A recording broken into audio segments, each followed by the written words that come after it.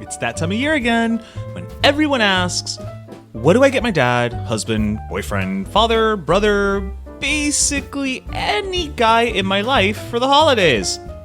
Come on, you know we got the perfect gift. That's right, our favorite pants, the Perfect Jean, are back to take the guesswork out of holiday gift shopping for the guy in your life. Oh, and not only do they have the most comfortable pants and shorts that won't crush a guy's jingle bells, now they've also got the perfect tee. That's right, they've created a t-shirt that takes the same stretch and quality used for their jeans, so a guy can now dress perfect from head to, well, ankle, because they don't make shoes. Mira, I've got the jeans, the shorts, the shirts. La verdad que it's probably the most comfortable outfit I've ever worn. And you know we like to give our listeners a little something something, so use code PERO20 at theperfectjean.nyc to save 20% off your order. That's right, PERO20 gets you 20% off the jeans, the shorts, the shirts, todo! So this holiday, your khakis and get the perfect gift from the Perfect Jean. And don't forget to use the code PERO20 for 20% off your order. Hey people, this is DJ. And this is Ish. And this is Season Season 4 of Pero Let Me Tell You.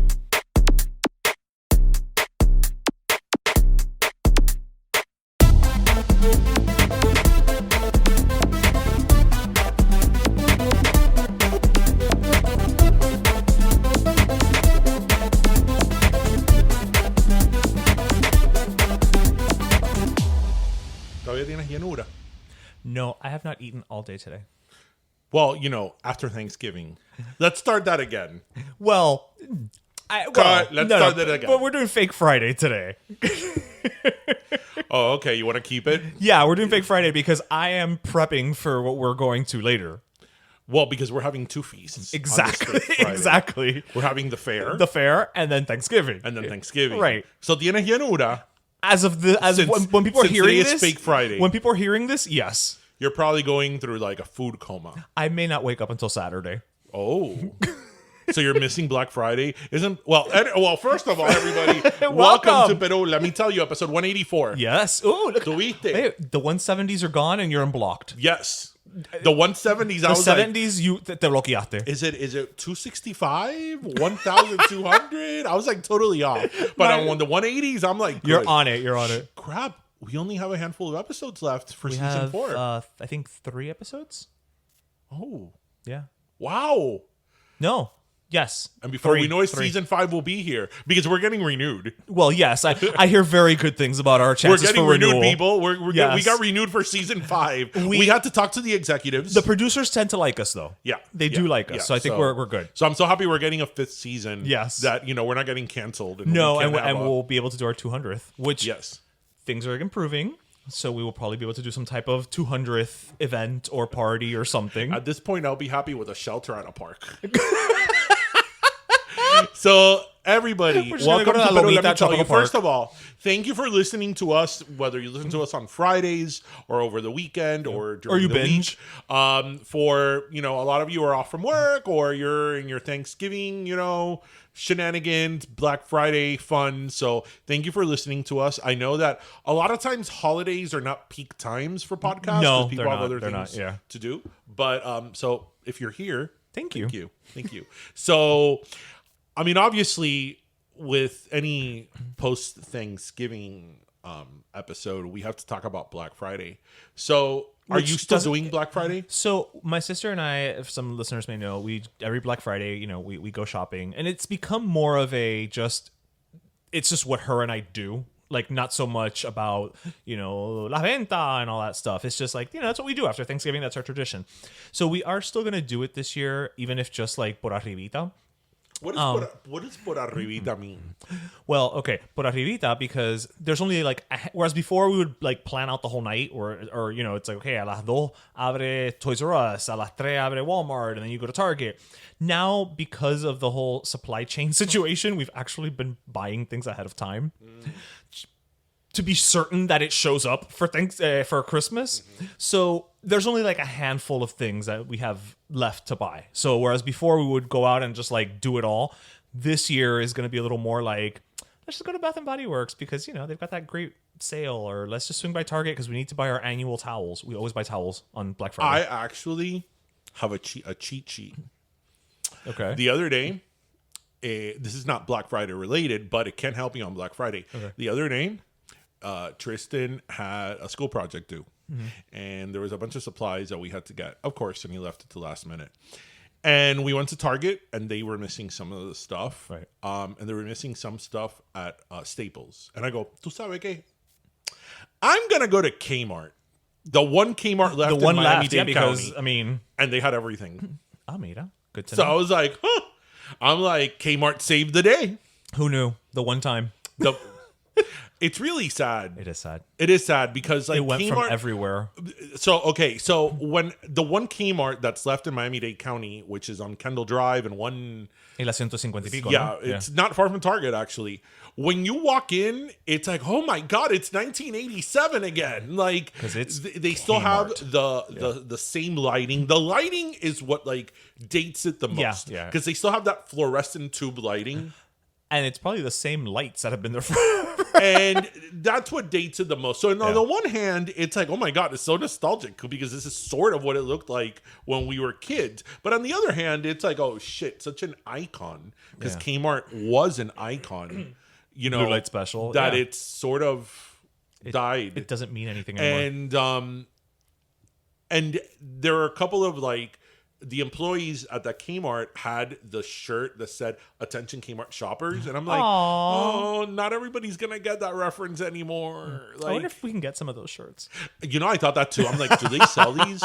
Because if you know, you know. Exactly. Yeah, That's the kind of thing you just want to wear like randomly. So Kmart saved the day. I mean, the Kmart for me, the one in Westchester, the El one in 87 El in 87 Corway. Corway, that was, Yeah. I mean, okay, you have to be of a certain age to remember, and if Seth is listening to this, Burger Beast, he'll appreciate this. Can we like acknowledge for a minute in the 80s and even 90s how lit the corners of Corway and 87th were? Yeah. And it was and it was the diagonal corners. On one hand, you had Zare, which love it or hate it, era Saire. On the other hand, you had Lionel Playworld. Hello.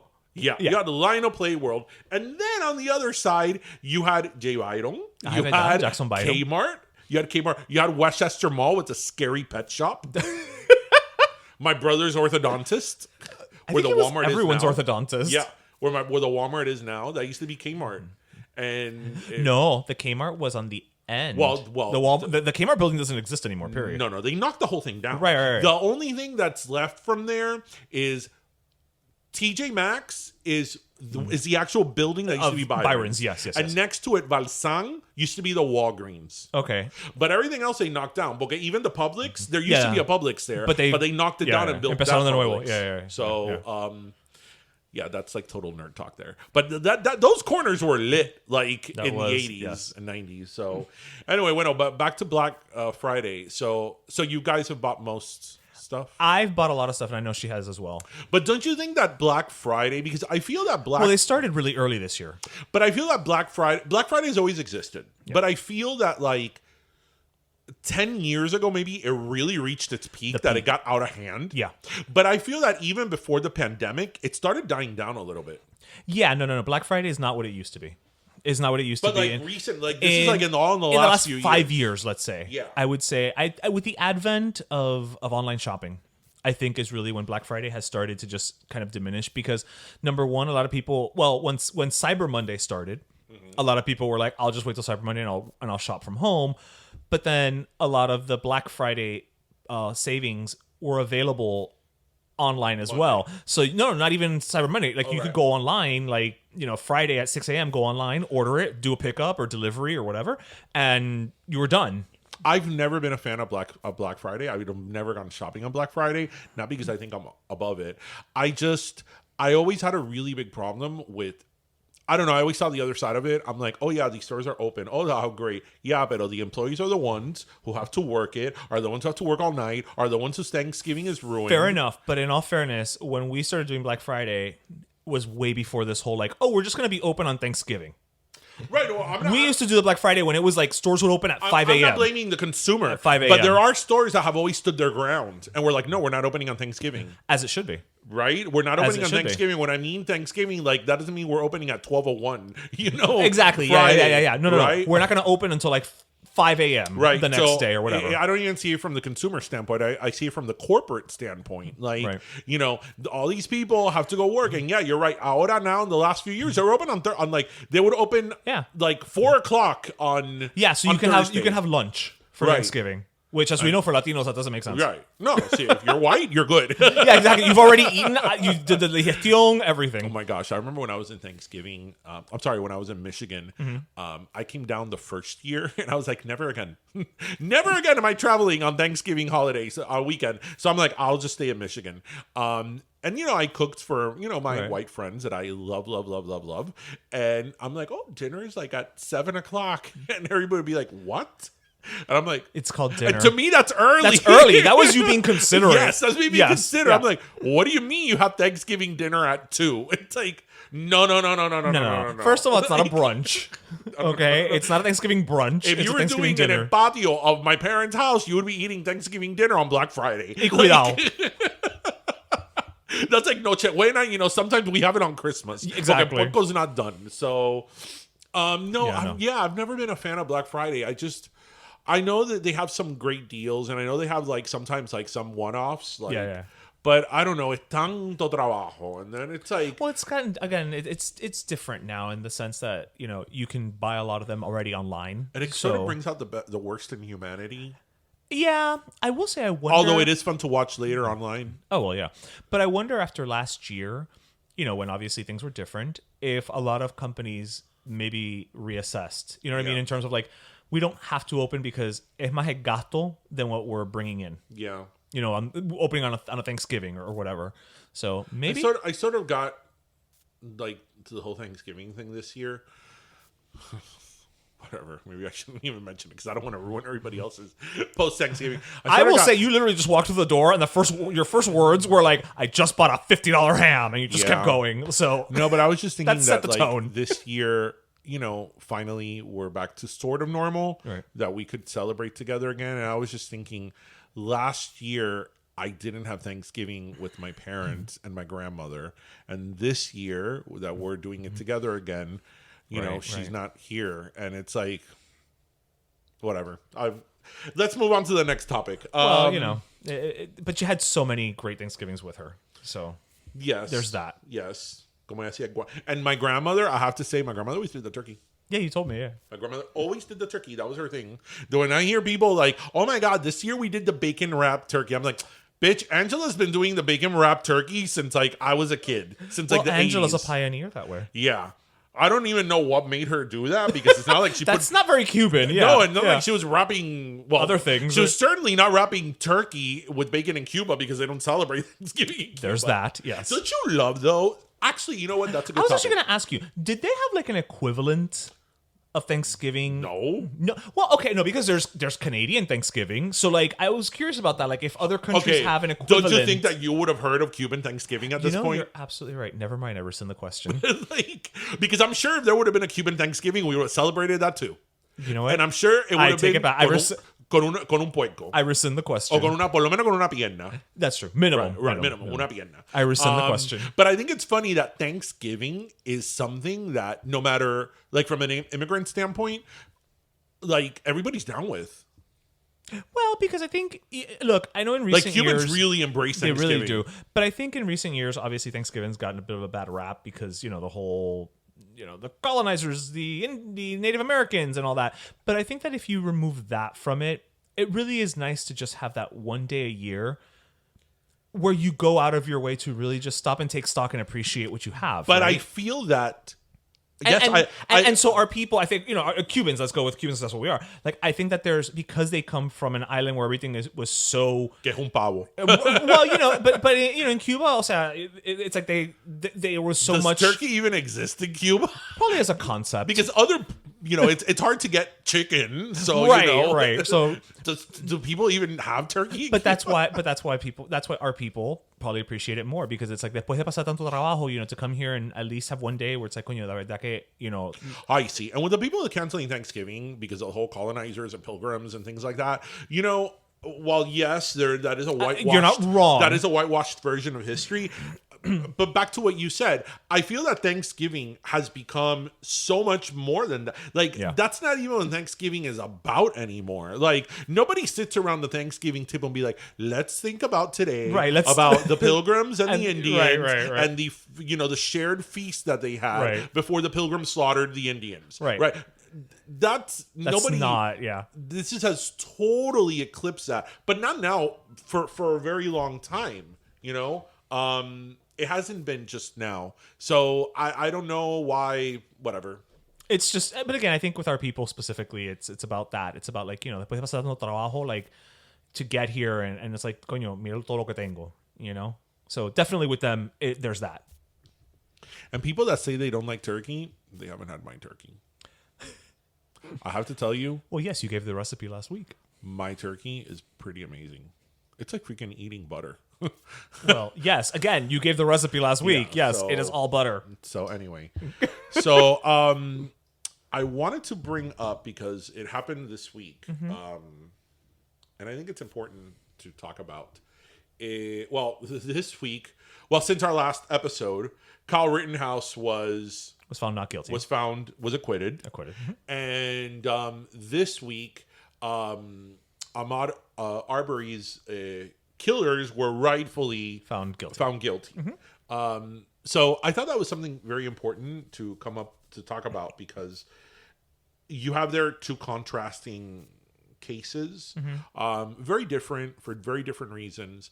But I have to tell you that with the Arbery case, I was very concerned, because I think the evidence was the Arbery case is the one where he was jogging, correct? Right. So he was jogging. He was a black young man. He was JWB. Yes, jogging while black. Yes. And the thing about him jogging, have you seen the video? I know I did. I don't really recall. He was like in jogging gear, like in sense that he had like very small shorts on, and he had like a very light. So he was clearly jogging. He was clearly jogging. It's not, he was jogging with cargo pants. You know what I mean? He had a very light shorts on and very light shirt. So there was no confusion that he was not a jogger. Right. And the whole thing of like. That he allegedly stopped at a house that was under construction and looked through the windows, and these three white guys, started chasing him and all that. Like, just from well, how many times haven't we been looky-loos and just stopped to look at a house that's under construction? No, but just from the facts that we know from the news, which are very small compared to what a jury gets, of course, it's like. This couldn't be any clearer that these guys hunted this guy and hunted him because he was black. This was sort of a modern day lynching, if you will. But you never know. You never know with the way that juries have gone so far. You just never know. So I was very relieved to see that all three of them were convicted, and rightfully so. And I think that with especially everything going on in the last several years that has come to light with like the police and the legal system and how it's unfair and all that, I hope that this at least is some type of step in the right direction. Step that it's okay. Sometimes we get it right. But the problem here is, I don't know if you know all the specifics is. No. So the prosecutor of the county where this happened, this got national attention after it happened. Well, of course. But then one of the biggest cries were that these men were not charged.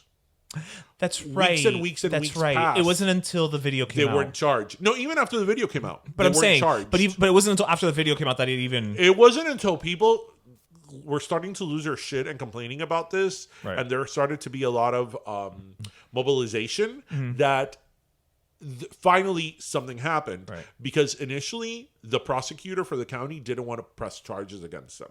And I mean, And the reason was based because the on prosecutor was friends with one of them. conflict of interest much?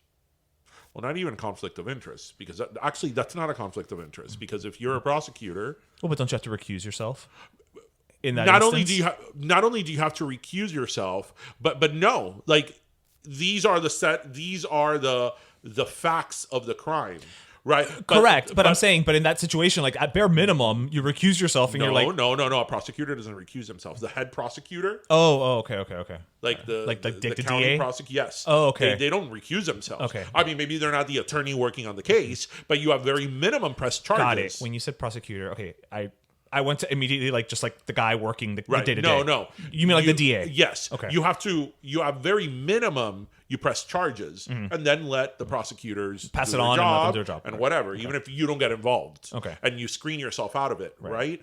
But here, no, the head attorney was like, no, we're not pressing charges. And it's because she knew them.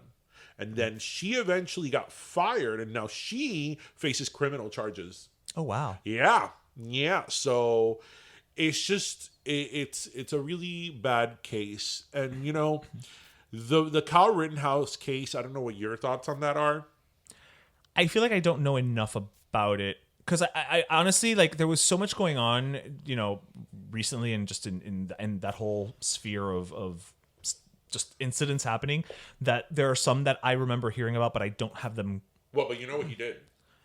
Well, okay, so he basically went to like an area that was having protests. He was miles and miles away. Right, he went out of his way to go to a protest essentially, right. and then shot like three people. That's like if there's a protest in Fort Lauderdale, and we're like, I'm gonna drive from Southern Dade County all the way up a county, to go be a vigilante, right?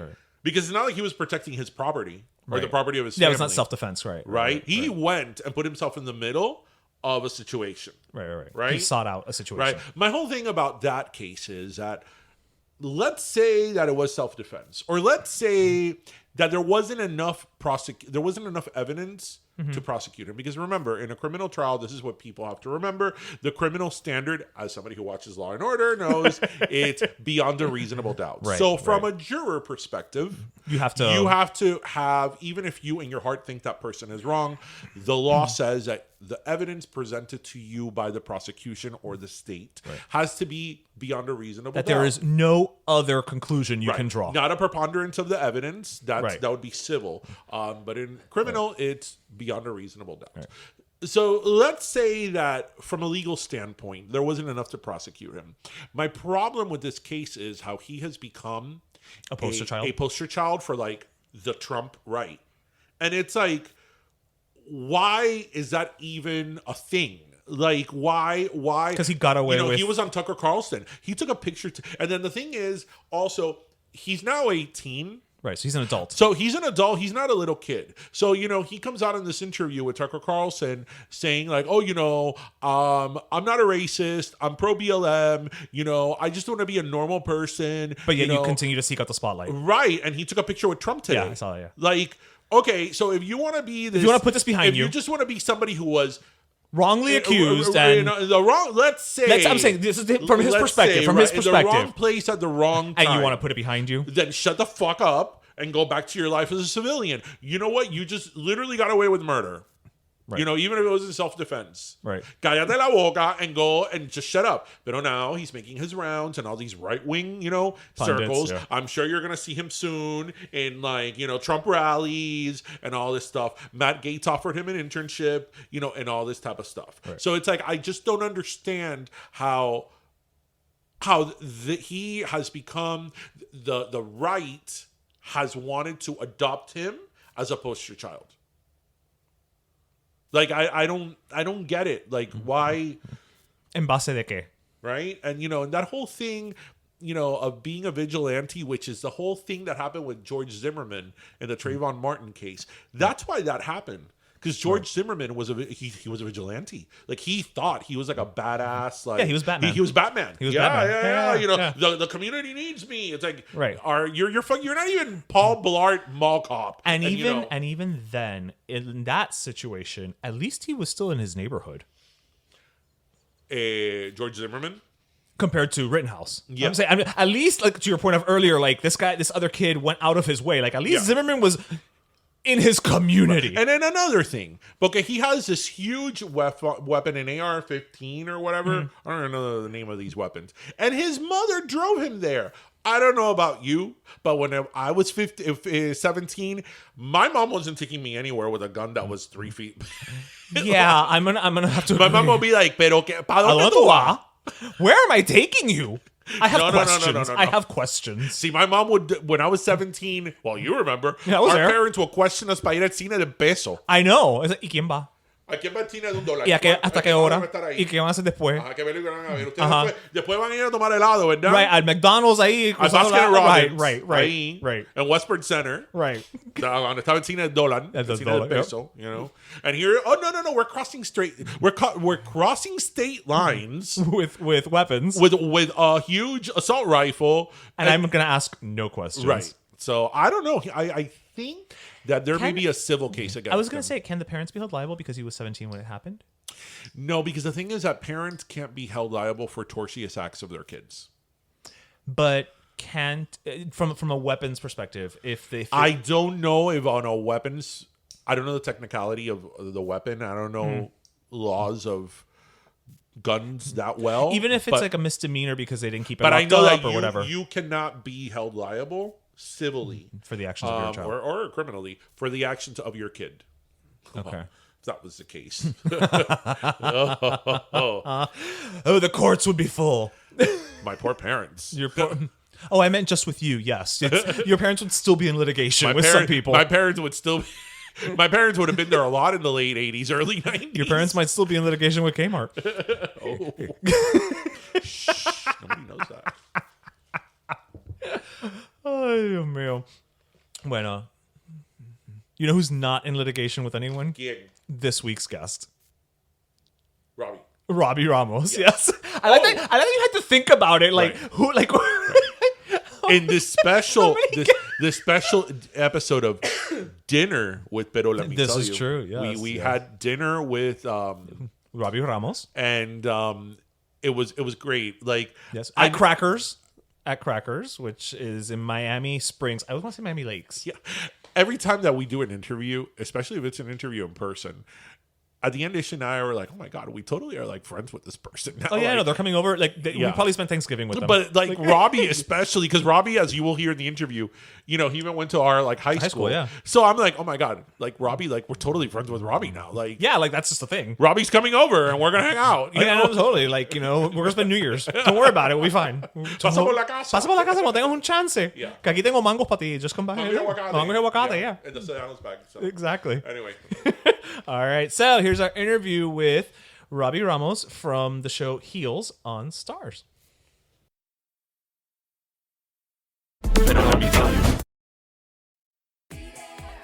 you know, sometimes here in Miami, we complain that, like, compared to New York City and other older cities, we don't have a lot of traditions here and a lot of things that, you know, our parents did and our grandparents did. But there's a pretty big tradition here in Dade County that for the last 69 years has been around. We love it. It's one of our favorite things to do, and that's the fair. Yeah. November 18th through December 5th, we've got the fair, which we've talked about so many times on the show. We have. I mean, it's a tradition for us. We stand the fair. Last year was really kind of painful for us not going to the I fair. I know. It was Corona and all that, but But we felt it. But it's like, wait, we have a pandemic and they canceled the fair? I mean, come on, people. But Come this on. year, the fair is back. Yes, they are, and they are taking safety precautions, but they still have hand sanitizers everywhere. Yeah. So they are definitely taking. And it into really is, I mean, seriously speaking, it really is a great tradition, and it is great entertainment, whether you are grandma or you're just a little kid. It's the definition of fun for the whole family. It really, really is, and it doesn't matter what age you're in, because there really is something for everybody. And again, the whole tradition thing is very important. I grew up going on the fair. Yeah. There's pictures of me as like a 2-year-old at the fair, and now I could take my son to the fair and That's true. Go down the same midway I went and all that. And that is definitely a Dade County tradition. Absolutely, absolutely. And I'm so glad it's back, especially, it's a little cooler this time of year when we get to go. So that should be fun as well. So, what are we waiting for? So remember, everybody, November 18th through December 5th, the fair is back. So the fair, Be there.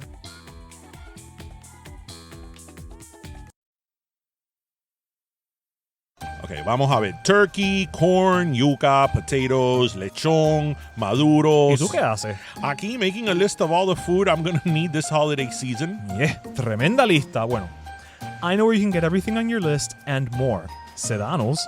Of course, Sedano's has everything we need to make our traditional holiday dishes, whether that's un flan or, stuffing. And you can even place an order to get all your holiday dishes fully prepped and cooked. Así, you don't have ningún trajín of cooking y todo reguero.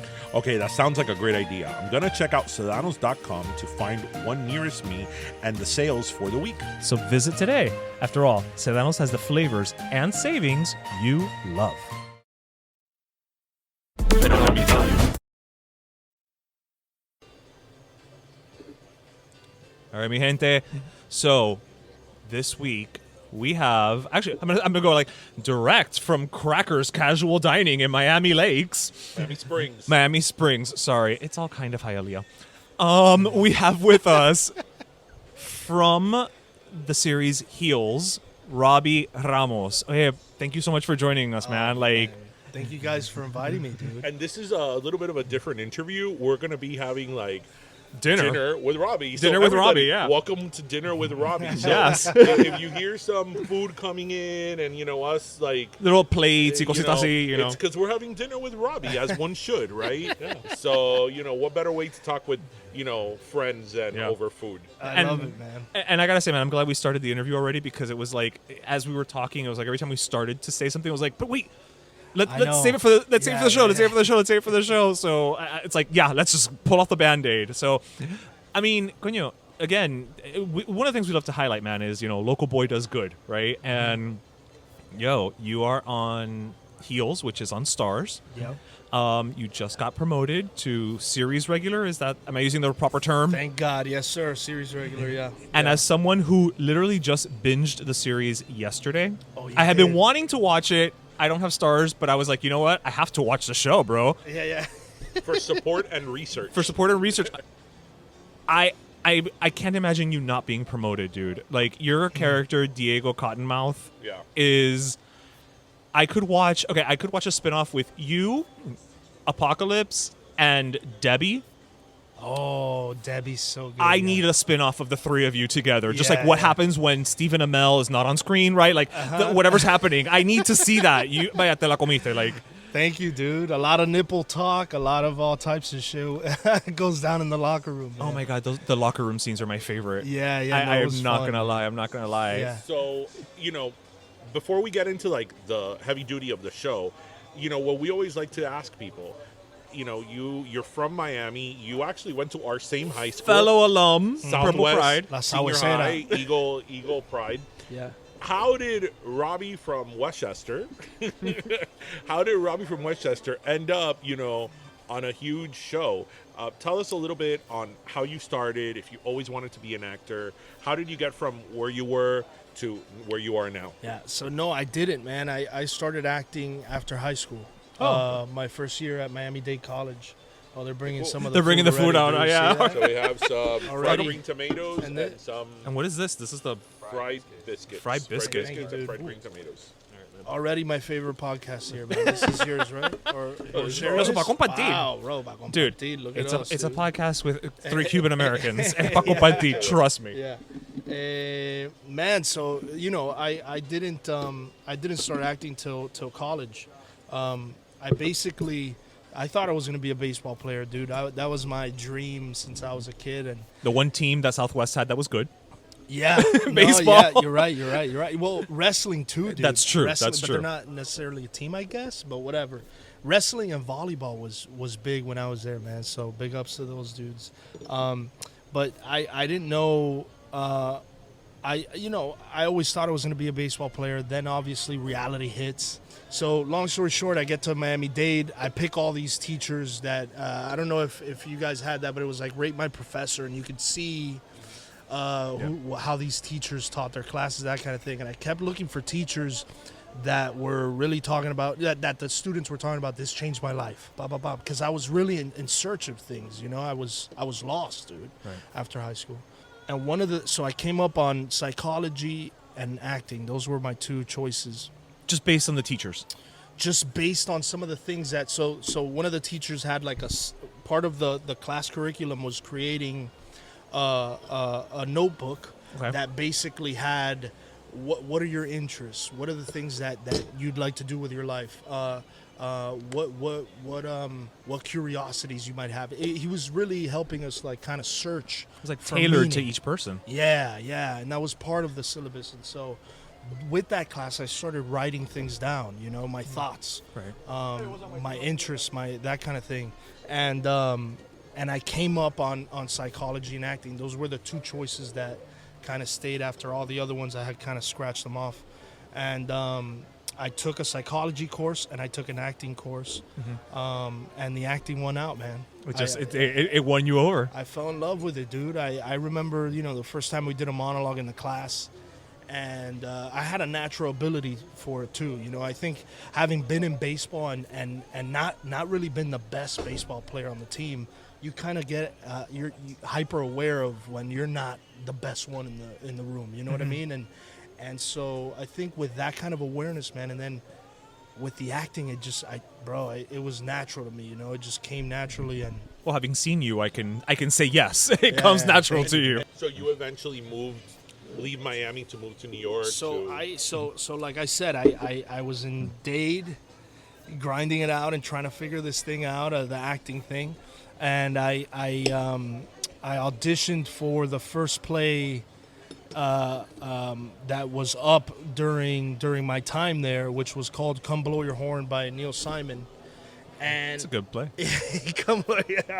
And so I auditioned and I booked the lead, man. Now, I've never done acting in my fucking life. Like, I've been acting maybe a few months at this point. Wait a minute. So you went from your class at Dade, you go to New York, and you booked the lead in a Neil Simon. No, this is not in New York. This is at Miami-Dade Oh, College. okay. Yeah. Miami-Dade I'm like, College. oh, yeah. No. Miami-Dade College, my first play that I auditioned for, I book it. I'm the lead in the thing. I have fucking tons of pages of dialogue. And I'm scared shitless, dude. Now, all the other actors have been acting since middle school, right? Because a lot of the theater department at colleges are people that have been doing it their whole life. And I come in and I get this role, man, somehow, dude. And I remember the first day of rehearsal, I went up to the stage manager and I said, hey, I don't know, if you know this, but I've never acted in my life. And she was like, what do you mean? You've never acted in college? And I'm like, no. I've never acted a day in my life. And You didn't know stage left from stage right. No, dude, at all. And luckily I had a teacher named Anna Panaro, and she guided me through the whole thing, man. Anna Panaro was like my first mentor in the acting thing. We went line by line on the play, just like having intentions for each line, right? To seduce, to demand, to announce, to all this bullshit. And we had it, I had it all written down in a notebook. So I got very technical about it. And I made it through, man. I made it through. And that first performance for me was where I think the acting bug just like really took a hold of me. I had that first performance, my family and my friends who had all been, high school like jocks and these, and I'm there acting up a storm in some 1950s play. And I remember that right before the curtains opened. So I come out with an actress in the first scene. Right before the curtains open, I hear "Dale, Roby!" and all types of shit, and I'm like, bro, these motherfuckers, dude. Yep, my family's here. Yeah, my family. You can my take the people out of friends Westchester, but you can't take Westchester out of them. are- Roby! I was like, bro, god damn it, dude. But it has really been like that, man. Everyone's been supportive. I'm sure they thought I was crazy, but I think they also probably noticed that I did have a knack for it, Right. If I didn't have it, then they probably would have been like, mijo, sabes, hay que hacer otra cosa, whatever. But no, thankfully that wasn't the case, man. And so that happens. You go to New York, and what were you doing in New York? Like, were you trying to get plays or? So Anna Panaro lived in New York for a long time, and she was the one who told me to go to this school called Terry Schreiber Studios. Yeah. That Edward Norton had gone to, and a few other actors, and now a bunch of working actors. And so I said, yeah, let me take a chance on the 1-year conservatory at Terry Schreiber. And I did the audition. it just solidified the bug even more, didn't it? Even more, man. And then, moving away from family, being that was your first time? Cuban and from Miami. Yeah, dude, that's tough, man, making that first move. And how old were you about this time? I was 20. I had just turned 21 when I moved. Oh, wow. So estabas suelto y sin vacunar I en was Nueva out York. there. You Yeah, were yeah, yeah. legal. You could Right. drink. You were out being an actor, living your best life. Exactly, man. We were, it was an exciting time, but at the same time, it was, no. Yo no quiero porque estoy, I'm like, oye, estoy esperando el pollito de- come aquí what is it, the biscuit, the fried green No, tomato. estoy esperando el pollito que me viene. Yeah, I was gonna say. I know you're doing all the talking, but we could. We can jump in, I'm sure. Trust us. Yeah, New York was it was a hell of an experience, man. Those first few months there was. And you were tough. there 10 years. I was there 10 years. Yeah. Wow. Basically, I was. It was my whole 20s. I was there. Yeah. I know that because of course we do a little research. I saw that I think you were on Orange is the New Black. At some point during my time there in New York, I started thinking about making money as an actor. That's very I wish- innovative yeah, for exactly. most actors. Yes, Right. I wish it would have come sooner, but it didn't, dude. I was doing a lot of experimental theater and all types of free theater and all this shit, and it's necessary. Of course, you were getting your dues. you know? Exactly. But at some point, I started thinking about the business side, and Orange is the New Black is the first kind of TV gig that I got that was, of any kind of real substance. Right. And for me, it was, it was cool shit, man. It was a weird role, dude, but we got to do what we got to do. How was that set? Man, so it was actually very, very cool because the director was, and I'm blanking on her name right now, but she's from that 70s show. She's on Orange is the New Laura Black. Prepon. Yes. She was the director on it and was so helpful, man. It was a scene where I had to be like making an ice cream cone as I'm talking to the actress in the scene, the two actresses in the scene, and I'm in an ice cream truck. So I'm building this fucking ice cream, which I just got, like, because, as a guest star, you go in and you're there maybe 10 minutes and then you start shooting the scene, right? So she's like, not her, but they're showing me how to do the ice cream. I've never been an ice cream man. I'm here, I got to set up You mean this in ice all your cream. training, they never. Exactly, They dude. missed that one. Exactly. So I'm there figuring out how to do an ice cream cone in 10 minutes. And it's not that easy, dude, especially when your nerves are through the roof, right? Because my nerves were crazy, man. It was my first kind of like little guest star on TV, so I was excited and anxious and all of that. So it was tough, but she made it a lot easier, man. I think it's easier, not easier, but it's comforting, I guess, because she is an actor. knows. She knows exactly what it is like to be that first time on set or that 100%. thrown on set and be like, oh, by the way, that thing you've never done before in your life, I need you to do it and don't miss your cue and hit the lighting and Yes, exactly. So exactly. you got a little spoiled, I think, in that sense. I did, dude. Thank God. So, before we talk about heels, I gotta ask about the hair and the beard. Is this just because, or is this because of the show? Well, what happened was that I get the audition for Heels in the middle of the pandemic, and I had grown my beard, I had grown my hair.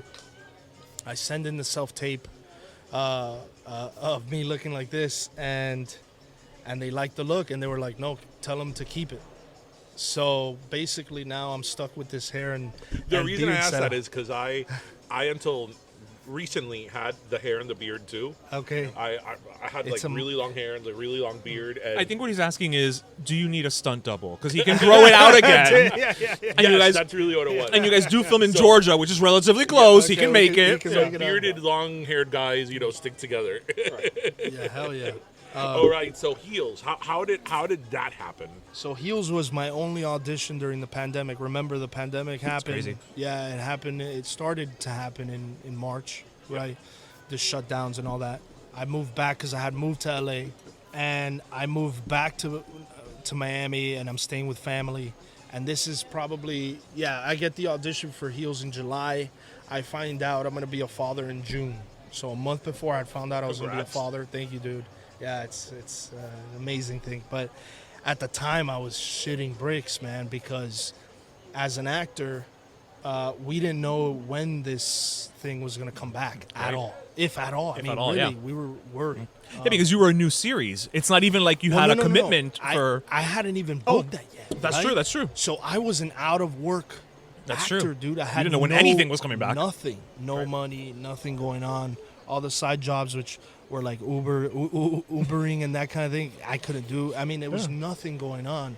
And I was back in my parents' house, just like, what the fuck's going on? Right. So I get this email about the audition, and I send it in.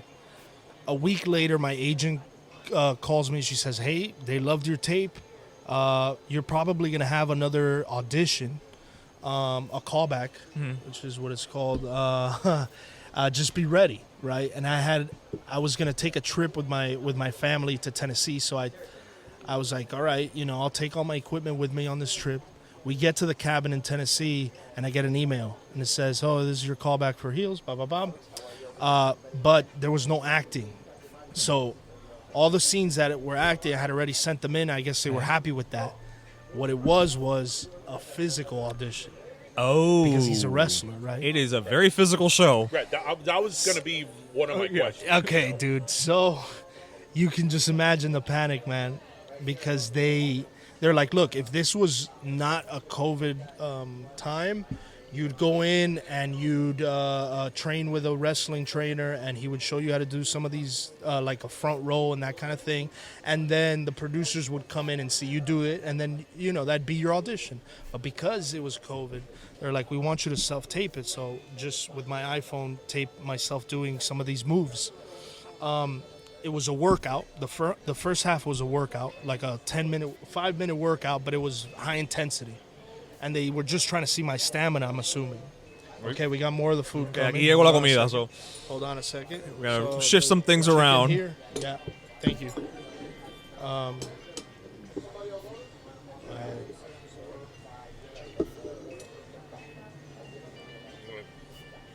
Thank you.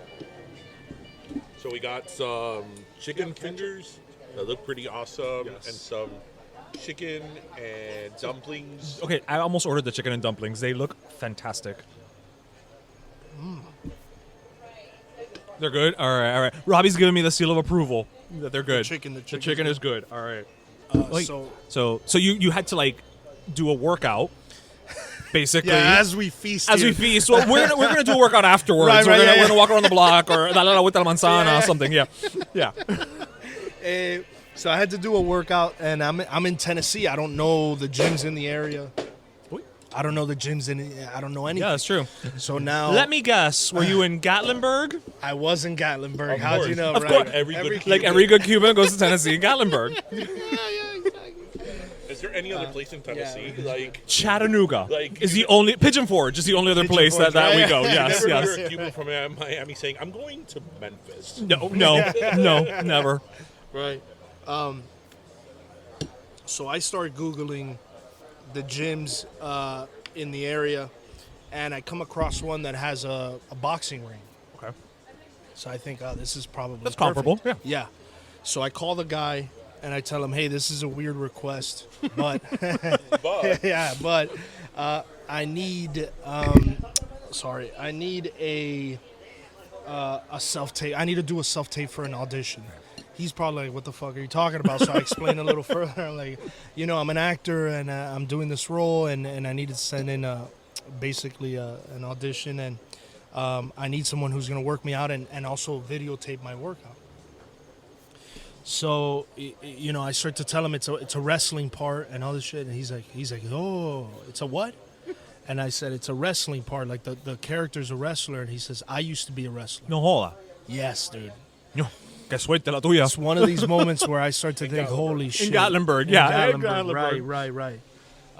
So we, thank you.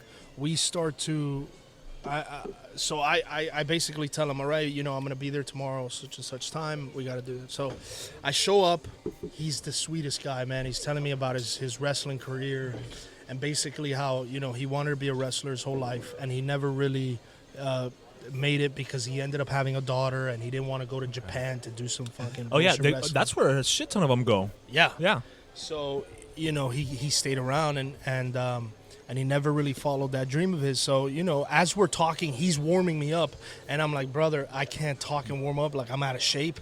We need to fucking just shoot this audition, right? And I have to act like I'm in shape, even just a little bit, right? So he's like, all right. So we start doing the self-tape. I vomit at the end of the workout. Oh, my God. Yeah, I wanted to do this whole thing where I pound my chest at the end and I say some shit to the camera. Right. I couldn't. Like, as soon as I finished the workout that they wanted, I turned my back and I fucking projectile vomit. And so, I end up sending that clip. Not with the vomit. I edited it out. I would have been like, talk about reality. Yeah, right? yeah. I should have probably kept it. But then the hardest part of the thing was I had to do 3 forward rolls in a row. And, dude, I had never done that in my life. And like I said, I was overweight. So I'm like, God Okay, damn, even man. athletic-wise, you were a baseball player. You know what I mean? Right. There's not much gymnastics And I mean, involved. 10 years ago, Right, I would have been right. able to fucking do it. But then, with the New York and all this shit, I gained weight there. I did all types of shit. And, I wasn't the same. La vida. Yeah. So we do the forward rolls. Again, I'm vomiting in between. We're cutting. We're doing all types of shit. I end up telling them, like, I think 1 forward roll is enough. They wanted 3 in a row. Yeah. And I said, 1 is enough, dude. One of them looked really good. So I send those 2 clips in. And man, I don't hear back for like a month. Mm-hmm. So you can just imagine the anxiety, dude, that I had for a month. I'm waiting on this gig. I'm waiting on possibly a life-changing moment. And a month later, I'm nagging my agent, like, what's going on with it? She's like, you just gotta chill. We don't know yet. Blah blah blah. I think she knew. She didn't want to tell me until it was like official because they hadn't sent her the contract. Probably also with COVID, they had to figure out logistics of when is this going to film? Imagine. Is Exactly. it still going to series? Exactly. Yeah. They had already pushed back filming months prior, which thank God because I probably wouldn't have gotten it. Because I remember like in 2019, the series had been announced. Oh yeah, like yeah. way before. a So long yeah. time. I think they were going to start shooting in March actually of 2020, and they pushed it back. Thank God. So it ended up. I'm at my sister's house. My whole family's there. I'm kind of trying not to think about it, but it's impossible. I get a call from my agent, and she tells me you booked it, and I fucking it was ecstatic. I was ecstatic, man. I was, crying, and my parents were crying, and it was a moment that I'll remember forever, dude. Exactly. El niño. Lo logró. Yeah, man. And then a week later, I was off to Atlanta to shoot the series. Yeah. So, what is like the training like for this? Because that's what I was. You thinking. guys I'm do like, all of your own stunts, or a big chunk of them, the don't training you? Of this must be insane. Yeah, it is, man. And I went into a situation where I have a bunch of athletes that I'm working out with all of a sudden, right? So a week before, I don't know, if I have a job. A week later, I'm working out with James Harrison, who's a 2-time Super Bowl champion and an ex-NFL player. Shit. Who plays Apocalypse. Oh, okay. A very famous football player, and he's a monster athlete. Oh yeah, they're gigantic. Like Monster athlete. everybody on that show is ridiculously huge. Yes, dude. I'm 6'1". Right, Absolutely. And these guys are towering over me. Yeah, because you're not tiny. You're No. not short. I'm a big dude, and usually in theater shit, I'm like the tallest guy. Yeah. I'm like, no. In this room, I'm the shortest guy. So basically, what our training was we would work out kind of like a CrossFit type of workout, and then after that, we would do wrestling training. And wrestling training is like learning the falls, learning the rolls, learning different moves. And what actually helped out big time was our wrestling coordinator, Luke Hawks, who's also a wrestler. So he had us specifically practice on just the moves that we were going to do in the script, right? Okay. So that it wasn't learning this whole thing of wrestling, because I mean that takes years, right? It was almost like study for the test. Yes, exactly. So it was very concentrated on the exact things that we would be doing on screen. So in that sense, it was it wasn't that bad. And then I had a double too, Zane, who was a huge help to me, man. And I had the mask. That's so true. a lot of the times I'd be like, dude, Zane, take over, bro. So tell us a little bit about your character. My character, Diego Carmouth. So when I booked the role, he was a Mexican character originally. I was going to ask about this. Yes, and then Mike O'Malley calls me, and he starts. How awesome is Mike O'Malley? Bro, I mean, I'm telling you, he's this guy, he's the producer. He's in it. He's dude, and just as a human being, man, he is so freaking cool, dude. And for me as an actor to see somebody who I idolize, Yeah. and I idolize the career, and to see he still has a family, he's still super down to earth, dude. Like, I mean, you meet this guy and you fall in love with him because he's so sweet, man, and he makes everyone feel comfortable. Which again, I got spoiled because he knew it was my first thing, right. my first big thing, Right. and he went out of his way to make me feel comfortable and kind of feel like I could do this. There we go. And and so Michael O'Malley's great. I got sidetracked. What was the Sorry, thing the character Diego Cottonmouth Oh yeah. was So originally Mexican. So right. Yeah. So he calls me and he says, "Where are you from, Robby?" He starts kind of talking to me, and I say, "Well, I'm from Miami, but my parents are Cuban." And he says, "Well, Diego's Cuban then." And I was like, That's fucking awesome. Oh my God, so much weight off my shoulders because, a Mexican accent, the Mexican culture is drastically different from ours. And although they try to lump us all into the same thing, Puerto Rican, Dominican, whatever, it's not, bro. We're our own little space, We're not a monolith, as we always No, say. bro, no. Although I gotta say, you guys got, you also have Alan Maldonado also represent Puerto Rico there. He's got it on his chest. Yeah, dude. he's got. That's a beautiful tattoo he has. Yeah. Yeah. So I was actually going to ask you about that because we're big here on the show about like representation matters. Literally, I think that's like your first line where like they first introduce you. You're like, yeah, I was the menace from Venice, but I'm Cuban. Nobody bought me as Italian. Blah blah. And I was like, all right, either they wrote this role specifically that he Yeah. was always going to be Cuban, or it was like when you showed up, they were like, we got you. Yeah, it was one line change because I think what the original line was, the Venice from Venice, all this stuff, and then I'm like, I didn't think anybody in Georgia would want to cheer for a Mexican, and he just changed it to, I didn't think anybody in Georgia want to cheer for a Cuban. For a Cuban, yeah. And then now, we've already had talks with the writers' rooms and with Mike for the season 2, and they now they want to dive more into that Diego Right, The right. story. How does this Cuban guy from How do you end up in Duffy? How do you end up in Duffy? He's portraying a Mexican character on like That's on, true, luchador. Yeah, as a wrestler, they think he's Mexican. So I think they really want to play with some of that identity crisis kind of thing that happens to us Latinos, man, a lot. All the time. Yes, all dude. the time. And now that you bring that up, I mean, I do want to say, like, I think that cast is an embarrassment of riches. Like, from Steven to Alan to Mike O'Malley to Mary McCormick, like, all the way down, it's an embarrassment of riches. Like, this is like you said, your first big, role. And, dude, you are spoiled. Because that cast está, like... I know. Like, good luck on your next big role because it's not going to be that great of a cast. Dude, It can't be. Man. Chris It can't be. Bauer, Oh, my God. there's so many, Joel Murray. I've never who- seen Chris Bauer play an asshole like that before. He usually plays like the buttoned up, no. conservative guy. Like it was Sheriff Andy on And, True Blood, Yes. Congratulations, because we were talking about this before we started recording. But your character, you went from recurring to regular role. Yeah, so man. congratulations. Thank you, That's dude. pretty awesome. Oh man, it's life changing, dude. I text Mike almost every day. I tell him, thank you, man. I love you because, I mean, as an actor, you go into it not knowing how things are gonna go, bro, and you hear all the nightmare stories, you know, and they're around you all the time. I mean, in New York, doing theater, I was doing theater with guys who were in their 60s who maybe still hadn't made it.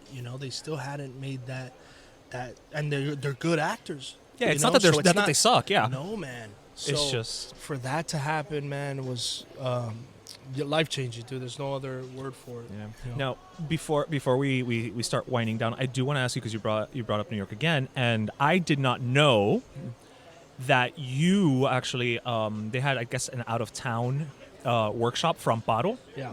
in New York, and you were part of that. And I mean, talk about representation, right? What was that like for? How did you get involved with that product? Even though it was just a workshop that you were part of, I Yeah. believe, correct? No, well, so with Amparo, it was I had a stage manager on a separate play. So I wrote a play called Alpha 66. That's At the right. time, That's right. It was called Alpha 66, and the stage manager for that play, we were doing it at Terry Schreiber Studios. She's like, hey, there's these Cuban theater company that is coming up to New York, and they're casting actors to do a workshop production of Amparo in Miami and then in New York. There was 2 trial runs, one in Miami and one in New York. And she's like, I think you'd be great for it. You should go in. I went in and I booked it. And so that actually brought me back to Miami for a little bit. We did the thing at Ball and Chain, which was like a trial, like a pilot, I guess, Right. for a TV series, but for a play.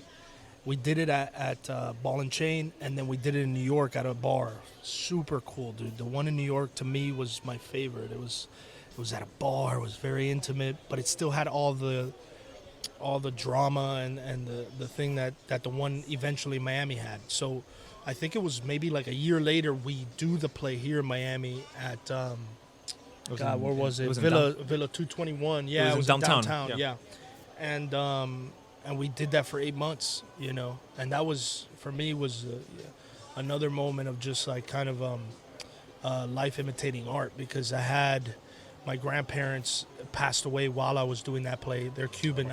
The Cuban thing to me is, I mean, it's in my blood, dude, you know, and the exile story and all of that. And so they pass as I'm doing that play, and in the play, my grandmother has just passed, and my grandfather's looking for her, and he has Alzheimer's. My grandma had Alzheimer's, and my grandfather had dementia. So, dude, it was incredible, man, incredible, dude. I reconnected with my roots, and to collaborate with, Vicky Collado and Vanessa Garcia, for me was like, I found my tribe finally. You know, I had been in New York 10 years, not really connected with certain people, because they're not our tribe, dude. Our tribe is very specific, man. They're nice. Yeah. Not gonna say it's nothing against them. No, and they but- have their tribe. and they have you their know? exactly. Because so yeah, that was for me. And then now, so with that same play that connected me to Vicky and Vanessa, called Alpha 66. I had originally wrote it called that, and then now it's called The Walls Have Ears. It was recently there was recently a production of it down here, wasn't there? A reading. So reading, we did a a reading. couple readings. We did one at Cuba Ocho, which went fantastic, man. It was amazing. And then we did another one at Spanglish. Okay. Yeah. So it went fantastic, man. And so now we're gonna be doing it. I'm dropping a bomb here on your thing, dude. We love an exclusive. We're gonna, yeah. I won't say where just yet, but we're gonna do a production of it in September of next year, 2022. Oh, nice. Are you man. thinking South Florida, or are we gonna have to Oh, take no, a? no, or we have it's to here, trip up yeah. to Atlanta because No, we no, have no. a friend who lives in Atlanta. We have Don Quedad. No, it's not a problem. We can go.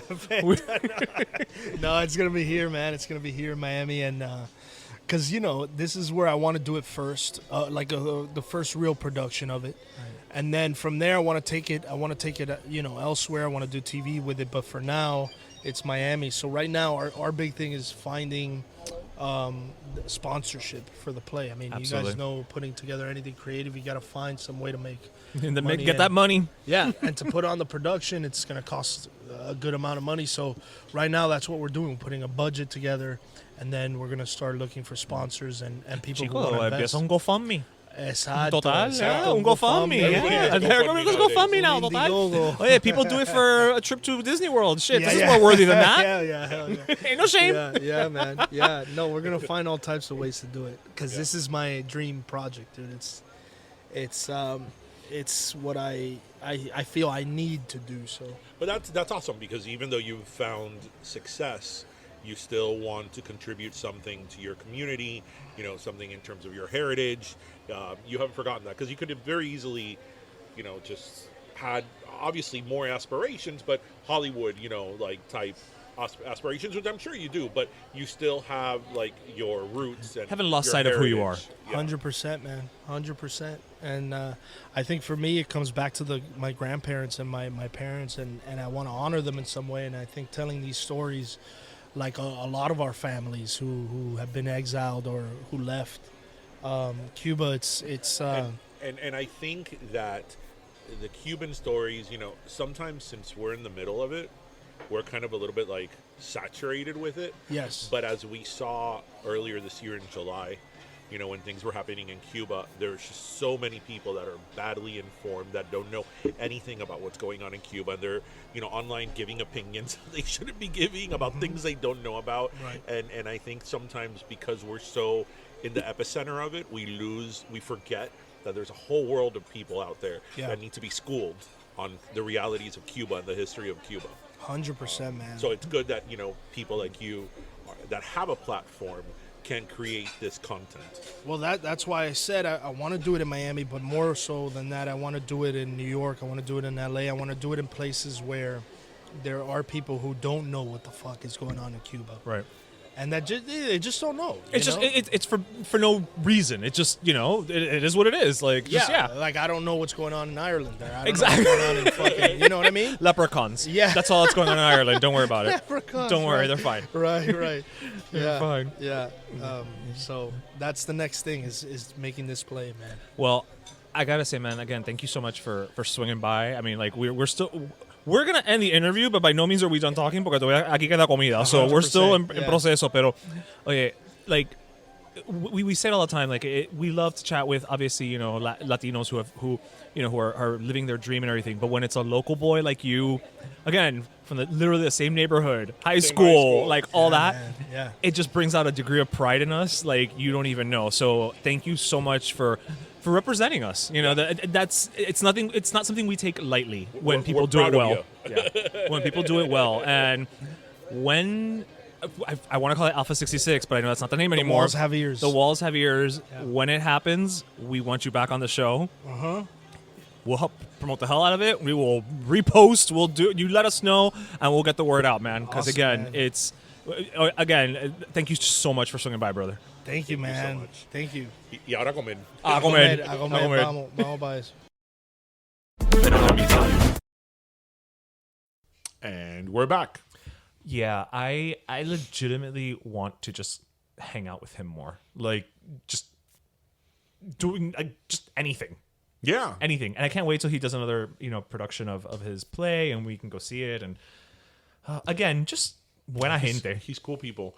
It's just it's really awesome when you meet people, or when we have met people through this vehicle, and you know, sometimes you meet people and they're very, very nice and very cordial and all that, and it's great. Bye, thank you, have a great day. But then there's other people that's like, oh my gosh, you're totally like my tribe. Yeah, I we're felt that out. same way recently with Natalie Morales. Oh yeah, When with we Natalie. interviewed her, I'm like, oh my God. gosh, like, oh come on, Natalie. Yeah, like I know she's a vegetarian, so I'll just get her like a pastelito guayaba. Yeah, like, oh my God, tú te criaste en la 48 y la 116 y la Yeah, really, right 87. there. Like, come on. Please, you know? So anyway, well, now we're thirsty. We are thirsty. So I think because Thanksgiving just passed, we're going to be a little cheesy this week, and we're going to give a combined soda. And we're just going to give it to you, listeners. I know we give it to you, listeners, every once in a while, a couple times a year. And if you're listening, that means you. You. We're not talking about Michelle. We're talking about you. Michelle, Tamika, Or Tanya. Not one of them. No. But we're talking to you. Other people are listening to this and thinking we're talking to them, but we're not. We're talking to you. To you specifically. So, you know, again, we're creeping up on, you know, the end of season 4, almost 200 episodes, and y'all have been there with us the entire way. And that's definitely one of the things that we've been thankful for this year. You know, just your continued love, because that's really what it comes down to. We feel it from the emails we get, from the DMs, from the comments, to people's concerns about my birthday cake. Yes, all of it. You know, it's just, I don't know, we think of you guys as like an extended family. So To all of our, pero let me tell you, primos, thank you. You know, Thank you, and we hope you had a wonderful Thanksgiving. Yes. Yeah, well, Christmas is here. Yeah, You know, yeah. the holidays are Yeah, here. it's, Saca el arbolito. Yes. Well, that's what this weekend is for. My gosh, I'm gonna need a vacation for my Christmas arbolito. Oh my god, it's such an undertaking when you have a garage. It's like saca todas las cajas para sacar todas las bolas para volver a meter la caja en la caja más grande para meterla en el garaje. All in the span of like 3 hours. Well, we'll hear that update next week. Well, everybody, with that, we hope you listened, laughed, and learned. And this week I'll do it a little bit different. I hope you grab your, let's see, your extra turkey Okay. and your extra honey baked ham. Okay. And your extra arroz con frijoles because you know Yeah, that yuca. somebody, your extra yuca. Yuca. Because you know que alguien trajo yuca to the Thanksgiving dinner. Of course. Right. Yeah. And have your, we don't have eggnog. We have coquito to our Puerto Rican friends. Yes. And see you next week. All right. Cuídense, mi gente. Have a great weekend, everybody. Enjoy Bye. the holidays. Bye. Pero Let Me Tell You is co-hosted by Darian Borges and Ismaeliano, produced by Ismaeliano, and our theme, Pero Let Me Tell You Freestyle, is composed by Michael Angelo Lomlaplex, the official gay guy. And don't forget to subscribe and leave us a review on iTunes.